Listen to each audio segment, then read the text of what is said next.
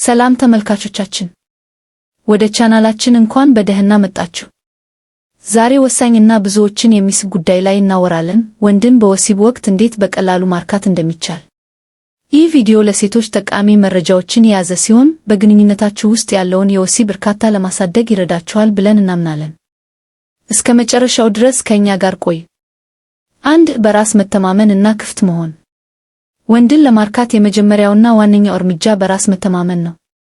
ሴቶች በራሳቸው ሲተማመኑ እና ለወሲብ ክፍት ሲሆኑ ወንዶች የበለጠ ይሳባሉ። ለምን አስፈላጊ ነው?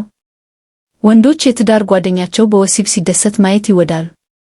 በራስ መተማመን ማለት የራስን ሰውነት መውደድ እና ለፍላጎቶች ክፍት መሆን ማለት ነው። ምን ማድረግ ይቻላል?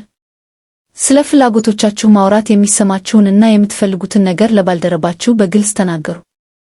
የሰውነት ቋንቋ፣ ፈገግታ፣ የአይን ግንኙነት እና ክፍት የሆነ የሰውነት አቀማመጥ መጠቀም። አዳዲስ ነገሮችን ለመሞከር ዝግጁ መሆን፣ አዳዲስ አቀማመጦችን ወይም የቅድመ ወሲብ ድርጊቶችን ለመሞከር ፈቃደኛ መሆን። 2. ለቅድመ ወሲብ ዝግጅት ፎሬፕላይንግ ትኩረት መስጠት። ወንዶችም ቢሆኑ ለወሲብ መነቃቃት የቅድመ ወሲብ ዝግጅት ፎሬፕላይንግ ያስፈልጋቸዋል። ይህ የወንድን ስሜት ከፍ ለማድረግ እና ለዋናው ወሲብ እንዲዘጋጅ ይረዳል። ለምን አስፈላጊ ነው? የደም ዝውውር እንዲጨምር እና የወንድ ብልት ሙሉ በሙሉ እንዲቆም ይረዳል። በተጨማሪም ቅርርብን ይጨምራል። ምን ማድረግ ይቻላል? መሳሳም፣ የአንገት፣ የጆሮ እና የአፍ ከንፈር መሳሳም ስሜትን ያነቃቃል።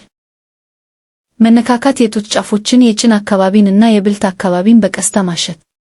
ማውራት፣ የፍቅር ቃላትን መለዋወጥ እና ወንድማችሁን እንደምትፈልጉት መግለጽ።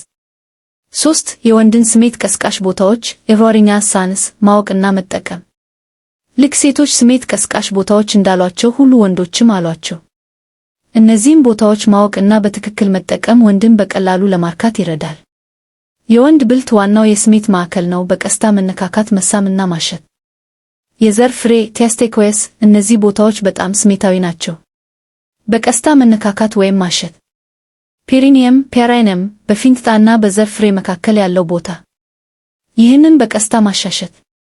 የውስጥ ጭኖች፣ የእነዚህ አካባቢዎች መነካካትም ስሜትን ሊቀሰቅስ ይችላል። አንገት እና ጆሮ፣ የእነዚህ ቦታዎች መሳም እና ንክኪ ስሜትን ያነቃቃል። 4. በአፍ ወሲብ ኦራል ሴክስ እና በሌሎች ቴክኒኮች መጠቀም።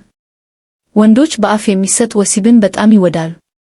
ይህ ከዋናው ወሲብ በፊት ወይም በወሲብ ወቅት ከፍተኛ እርካታ ሊሰጥ ይችላል። ለምን? ለአብዛኞቹ ወንዶች በጣም ከሚያረኩ ነገሮች አንዱ ነው። እንዲሁም የወሲብ ሕይወትን የበለጠ አስደሳች ያደርጋል። ምን ማድረግ ይቻላል?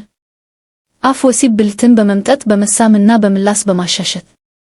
የእጅ ማሸት፣ በዘይት ወይም በሎሽን ብልትን በእጅ ማሻሸት። የብልት ጥብቅነት፣ የወንድ ብልትን በጥብቅ ማሻሸት እና የተለያዩ ግፊቶችን መጠቀም።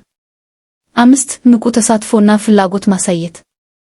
ወንዶች ሴቶች በወሲብ ንቁ ተሳትፎ ሲያደርጉ እና ፍላጎት ሲያሳዩ በጣም ይደሰታሉ።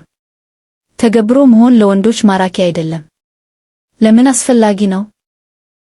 ወንድ እንደተፈለገ እና እንደተወደደ እንዲሰማው ያደርጋል። ምን ማድረግ ይቻላል? የድምፅ ምላሽ መስጠት፣ በወሲብ ወቅት መቃተት ወይም ሌሎች የደስታ ድምጾችን ማሰማት። ንቁ እንቅስቃሴ፣ በወሲብ ወቅት የተለያዩ እንቅስቃሴዎችን ማድረግ እና የራስን ምት መቆጣጠር። የአይን ግንኙነት፣ ከባልደረባ ጋር የአይን ግንኙነት ማድረግ ቅርብን ይጨምራል። ወደ ኋላ አለመመለስ፣ አይን አፋር ሳይሆኑ በወሲብ መደሰት እና ለባልደረባ ስሜት መስጠት። እንግዲህ ተመልካቾቻችን፣ ወንድን በወሲብ በቀላሉ ለማርካት እነዚህን እርምጃዎች መከተል በጣም ጠቃሚ ነው። ዋናው ቁም ነገር በራስ መተማመን፣ ክፍት መሆን እና ለባልደረባ ፍላጎት ትኩረት መስጠት ነው። ያስታውሱ፣ እያንዳንዱ ወንድ የተለየ ነው። ስለዚህ የትዳር ጓደኛችሁን መረዳት እና ለሱ የተሻለውን ነገር ማግኘት የሁለታችሁም ኃላፊነት ነው። ይህ ቪዲዮ እንደረዳችሁ ተስፋ እናደርጋለን። ጥያቄዎች ወይም አስተያየቶች ካሏችሁ ከታች በኮሜንት መስጫው ላይ አስቀምጡልን። ላይክ ማድረግ እና ቻናላችንን ሰብስክራይብ ማድረግ እንዳትረሱ። በሚቀጥለው ቪዲዮ እስከምንገናኝ መልካም ጊዜ።